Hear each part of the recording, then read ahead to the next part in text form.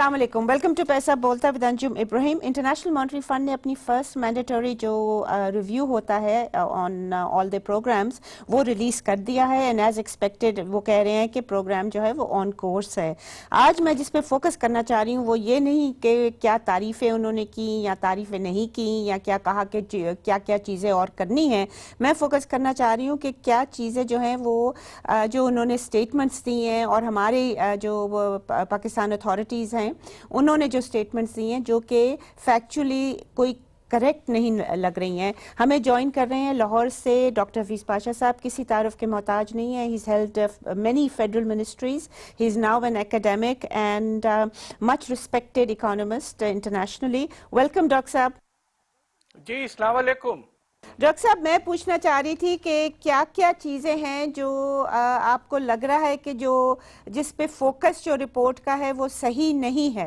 हमें इस बात पे खुशी होनी चाहिए कि आईएमएफ ने ये बात बिल्कुल अच्छे अंदाज में कहा है कि पाकिस्तान जो है आईएमएफ के प्रोग्राम में गामजद है और अल्लाह के फजल से हमने पहले क्वार्टर के सारे जो परफॉर्मेंस क्राइटेरिया थे, टारगेट्स थे, वो हमने सब हासिल किए हैं। माशाल्लाह ये बहुत अच्छी खबर है और इसके नतीजे में मार्केट्स पे भी असर होगा।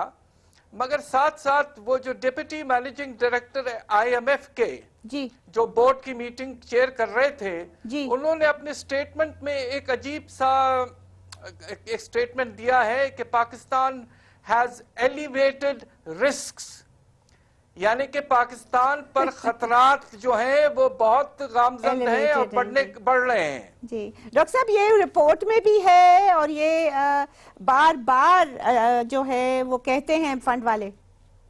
तो बात ये है कि आप एक तरफ तो कह रहे हैं कि प्रोग्राम हमारा अच्छा चल रहा है और हमने सारे टारगेट्स हासिल किए, तरफ आप कहते हैं कि खतरात मौजूद हैं और बढ़ रहे हैं। तो बात यह है कि मेरा ख्याल से उनका इशारा दो तीन चीजों पर है। जी एक चीज जो नामुनासिब है मगर लिखी गई है रिपोर्ट में वो ये कि खुदा न खास्ता अगर FATF हमें ब्लैकलिस्ट कर देता है, दैट्स राइट, तो फिर इस बात का इम्कान है कि बाहर से पैसा आना बिल्कुल रुक जाएगा।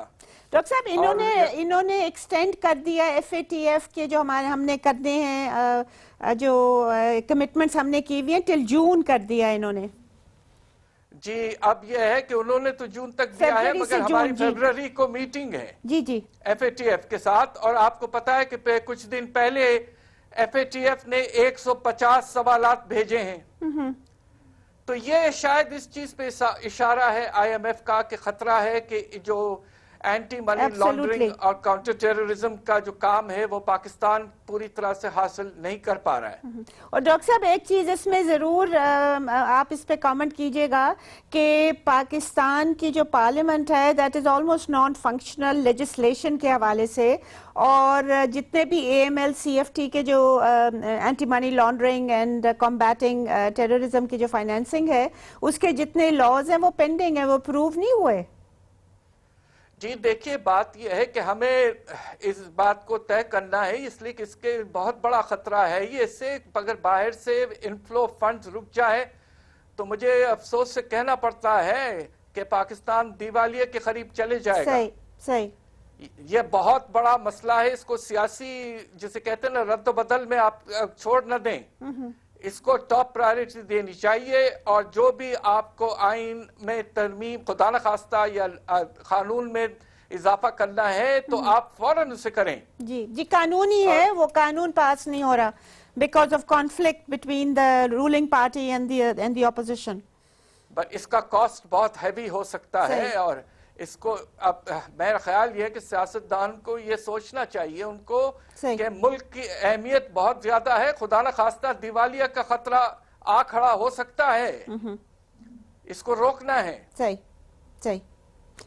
The other thing I wanted to ask you doctor صاحب is کہ جو ہمارے جو پاکستانی اتھارٹیز جو کہ رضا باکر جو گورنر اسٹیٹ بینک ہے اور جو منسٹر آف فائنانس کے جو ہیڈ ہیں ایڈوائزر حفیظ شیخ صاحب، ان دونوں نے جس ڈاکیومنٹ پہ سائن کیے اس میں انہوں نے کلیم کیا ہے کہ صحیح ہے کہ لارج اسکیل مینوفیکچرنگ سیکٹر کی نیگیٹو 5% یا جتنی بھی گروتھ ہوئی ہے پچھلے سال، بٹ دے سے کہ ہمیں مثبت جو ہے وہ انڈیکیشنز آ رہی ہیں، ایگریکلچر پروڈکشن از رائزنگ، اور بھی فیکٹرز ہیں جس سے کہ انوائرمنٹ چینج ہو رہی ہے، اور یہ چیز جو ہے فنڈ نے پک اپ کی ہے کہ ہاں کچھ اثرات امپروو کر رہے ہیں. مجھے تو سمجھ نہیں آ رہی ڈاکٹر صاحب کون سے امپروومنٹ ہے؟ دیکھیے بات یہ ہے کہ ہمارا جو صنعتی شعبہ ہے جی وہ بری طرح سے متاثر ہوا ہے. جو سارے اقدامات لیے گئے ہیں اسٹیبلائزیشن کو حاصل کرنے کے لیے، جی اس کے نتیجے میں پہلے 4 مہینے میں اس سال کے جی ہمارا جو لارج اسکیل مینوفیکچرنگ سیکٹر ہے 6.5% گر چکا ہے. صحیح. دوسری طرف آپ صنعتی شعبے کو اگر اس کو چھوڑ کے آپ زرعی شعبے پہ چلے جائیں صحیح. تو کپاس کی فصل بہت خراب ہوئی ہے، تقریباً 20% کمی آئی ہے، ایبسلیوٹلی. اور اس کے نتیجے میں ہمیں تقریباً 6 سے 7 ملین بیل امپورٹ کرنے پڑیں گے. صحیح. تو اس وقت جو معاشی حالات ہیں، شرح نمو جو وہ 2.4% کہہ رہے ہیں اس سال کے لیے، وہ بھی حاصل کرنا مجھے اس وقت لگ رہا ہے کہ مشکل ہو جائے گا.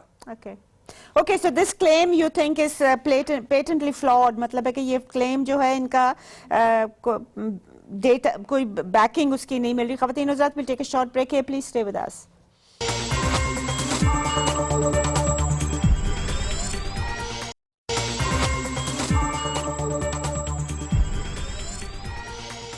Welcome back ladies and gentleman. Doctor صاحب، ایک تو آپ نے بتایا کہ جو بزنس سیکٹر ہے it is in severe difficulties. دوسری بات جو انہوں نے کہی ہے اور جو آپ نے ہماری پروگرام میں بڑی دفعہ پوائنٹ آؤٹ کی ہے، وہ کہہ رہے ہیں کہ آپ نے ہیلتھ، ایجوکیشن، سوشل سیکٹر میں آپ نے وہ جو بجٹڈ جو آپ نے بجٹ کیا تھا اس کے مطابق آپ نے پہلے کوارٹر میں ریلیزز نہیں کیے، مگر آپ نے کمٹ کیا ہے کہ بائی اینڈ دسمبر کر دیں گے. کیا آپ کو نظر آ رہا ہے کہ یہ اینڈ دسمبر تک ہو سکے گا؟ مطلب اب تو ایک دو تین دن رہ جائیں گے بائی دا ٹائم.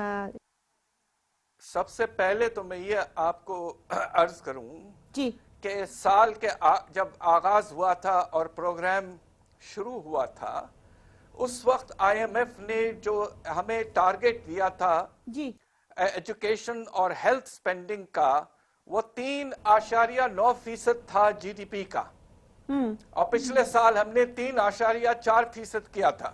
صحیح. اب اس فرسٹ ریویو کے بعد میں IMF نے خود اسے کم کر کے 3.4% پہ واپس لے آئے ہیں. تو یعنی کہ ریئل ٹرمز میں کوئی اضافہ نہیں ہے.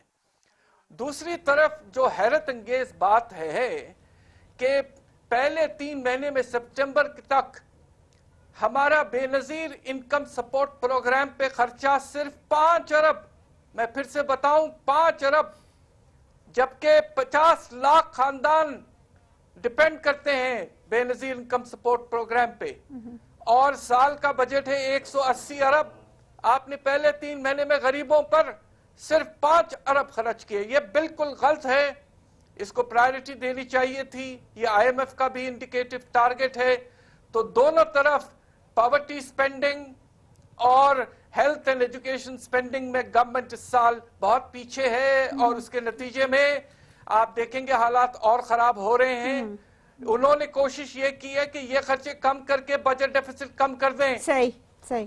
آپ کیا سب سے زیادہ بوجھ غریب طبقے پہ ڈالنا چاہتے ہیں؟ صحیح.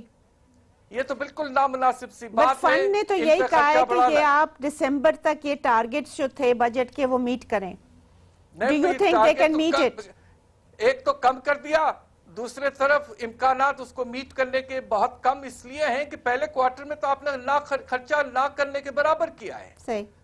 تو یہ دیکھیے حالات خراب ہو گئے ہیں. لوگ جو غریب ہیں ان کو پر پریشر بہت ہے، اور یہی وقت آپ نے BISP کے جو انکم سپورٹ ہے، صحیح، جو ہر کوارٹر آپ پیسے یا دیتے احساس ہیں، پروگرام جو سگنیچر پروگرام ہے پرائم منسٹر کا، جو ان سب میں آپ نے خرچہ بہت کم کیا ہے. डॉक्टर साहब दूसरी बात जो फंड ने क्लेम की है वो कहते हैं कि जो इन्फ्लेशन है वो इतनी ज्यादा नहीं जितने हमने प्रोजेक्ट किया था, इन्होंने शायद गालिबन 13% किया था, अब कोई 11-12% के दरमियान है। दूसरी बात वो कहते हैं कि जो इन्फ्लेशन है भी वो गरीबों पे नहीं है ज्यादा। What is your comment on that claim? सरासर गलत बात, इसलिए कि खाने पीने की चीजों जो हैं, अशिया जो हैं, जी उनकी कीमतों में 22% इजाफा हुआ है, जबकि आपके ओवरऑल कंज्यूमर प्राइस इंडेक्स में पिछले महीने 12.7% इजाफा हुआ था। सही। खाने पीने की चीजों में तो बेतहाशा इजाफा हुआ है। आपको तो अंदाजा होगा कि टमाटर की कीमत कहां तक पहुंच गई। वो तो डॉक्टर साहब 17 रुपए। जी जी जी। और अब ये है कि वो कह रहे हैं कि अफरात ज़र में कमी आएगी, मगर जब आप उनके नंबर्स देखें तो वो ये कह रहे हैं कि साल एवरेज जो है वो 11.8% होगा, जबकि पहले उन्होंने 13% कहा था। सही। मगर 11.8% जो है आपके पहले 6 महीने में एवरेज जो था पाकिस्तान के इन्फ्लेशन का वो 10.8% था। राइट। तो अगर वो 11.8% करें साल के लिए तो आखिरी 6 महीने में तो ये ज्यादा होगा। सही। तो ये कैलकुलेशंस में गलतियां करते हैं आईएमएफ के लोग जो हैं, हमारे जैसे ही हैं अल्लाह के फजल से, और उसके नतीजे में गलत स्टेटमेंट्स आने लगते हैं। अच्छा, तीसरी बात जो मैं आपसे पूछना चाह रही थी डॉक्टर साहब, which upset me a bit is कि वो कह रहे हैं कि जो एक्सचेंज रेट है वो अब स्टेबल हो गया, यानी कि फोकस जो कि बाकर साहब भी हमेशा करते हैं, जो हमारे प्राइम मिनिस्टर साहब भी स्पीचेस में करते हैं कि जी स्टेबल हो गया है, मगर ये क्यों नहीं कहते कि जो रुपया है वो अंडर वैल्यूड है अभी भी? अक्टूबर के फिगर्स, नवंबर के तो खैर मैंने देखे नहीं अभी तक, अक्टूबर के figures are almost about I think 5% undervalued, जिसकी वजह से हमारी जो import of semi finished products, raw materials, वो अभी तक सफर कर रही हैं। मैं आपको एक और बात बताऊं जी जी कि आप आईएमएफ स्टेबिलिटी की बात कर रहा है जी, मगर उनके कैलकुलेशंस उठा के दे से हम जैसे लोग जिनकी जिंदगी गुजरी है इन कैलकुलेशंस में जी मैं आपको एक जरा हैरत कुन बात बताना चाहता हूं जी कि उन्होंने ये कहा है कि इस साल जी 19-20 का साल जो है उसमें करेंसी की कदर जो है वो कोई 18% गिरेगी पिछले साल के कंपैरिजन में, और इस साल के एंड तक रुपया जो है 172 रुपए तक जा चुका होगा। तो वो अभी भी प्रेशर डाल रहे हैं कि करेंसी को मार्केट बेस रखें और गिरने दें। दूसरी तरफ एक और आपको बात बता दूं कि अगर कोई पाकिस्तान में ये सोच रहा हो कि शायद सूद कम हो, तो जो कैलकुलेशंस उन्होंने किए हैं उससे तो बिल्कुल वाज़ेह होता है कि जो पॉलिसी रेट है वो 13.25% पे साल जो है अगले 6 महीने वहीं रहेगा, कोई कमी आने के इम्कान नहीं है। कोई इम्कान नहीं तो है। डॉक्टर साहब, we'll take a short break here. Please stay with us if you can. Welcome back ladies and gentleman. जी डॉक्टर साहब, 13.25% का नीचे आने का कोई भी चांस नहीं लग रहा। You are right. बिल्कुल, उसके दो वजूहात हैं। जी। एक तो ये कि जो हम सूद के जो पैसे खर्च करते हैं वापस करने में, आपको मैं कहूं एक बात तो आप शायद हैरान हो जाएं कि बजट में अब वो ये कह रहे हैं कि फर्स्ट रिव्यू के बाद कि उसके खर्चों में 50% इजाफा होगा। मैं फिर से कहूं 50%, यानी कि 900 अरब ज्यादा हम सूद के वापसी पे खर्च करेंगे। ये उसी वक्त हो सकता है जब आपके सूद का रेट बहुत हाई रहे, और इसका इम्कान है कि ये 13.25% पे रहेगा, खुदा न खास्ता कहीं थोड़ा सा इजाफा भी ना हो जाए। Okay. And your final thoughts on power sector and tax sector. ये दो सेक्टर्स आपको पता है कि इनकी परफॉर्मेंस हमेशा से ही पाकिस्तान में बड़ी पुअर रही है, और जितने भी फंड के प्रोग्राम हैं दे ऑल फोकस ऑन कि इसकी गवर्नेंस इंप्रूव करो, मगर अभी तक हो नहीं पाई। बात यह है कि आप फिर से बारीकी में जाएं रिपोर्ट के सेकंड जो फर्स्ट रिव्यू के बाद जो रिपोर्ट आई है जी, उसमें एक चीज बड़े दबे अंदाज में की गई है कि आईएमएफ ने पाकिस्तान को 200 अरब गारंटी डेट में इजाफे की परमिशन दे दी है। यानी कि जो सर्कुलर डेट का प्रॉब्लम है वो इतना सीरियस हो चुका था कि liquidity problem had become so serious. जी अब आप देखिए कि गैस में जो इस वक्त कमी आई है उसमें पार्टली लिक्विडिटी इशू भी है, एब्सोल्युटली। और खतरा इस बात का था कि कहीं पावर सेक्टर की में लिक्विडिटी प्रॉब्लम हो जाए सर्कुलर डेट की वजह से तो सिस्टम रुक जाएगा। तो उन्होंने चुपचाप से पाकिस्तान को 200 अरब का गारंटी डेट में इजाफा करने की इजाजत दे दी है। ये एक नई चीज है। टैक्स सेक्टर जी इसकी बात कर रही हैं आप? टैक्स की जी, एफपीआर की जो टैक्स, रेवेन्यू। जी जी, उसमें तो ये उन्होंने ये बात एक्सेप्ट किया जो हम कहते रहे हैं कि ये टारगेट जो 5,555 अरब का है वो बिल्कुल अनरियलिस्टिक, उसको उन्होंने तकरीबन 275 अरब कम कर दिया है। मगर जिस रफ्तार से हमारा एफबीआर चल रहा है, खतरा ये है कि अगर टारगेट 5,270 अरब के करीब ले आए हैं तो मुश्किल से हम 4,600 अरब कर पाएंगे। तो अभी भी शॉर्टफॉल जो है वो 600 से 700 अरब हो सकता है, और आने वाले रिव्यूज में पाकिस्तान को इस बात की बड़ी परेशानी होगी। और खतरा इस बात का भी है कि कहीं अगले रिव्यू के बाद हमसे ये ना कहा जाए कि आप एक मिनी बजट ले आए।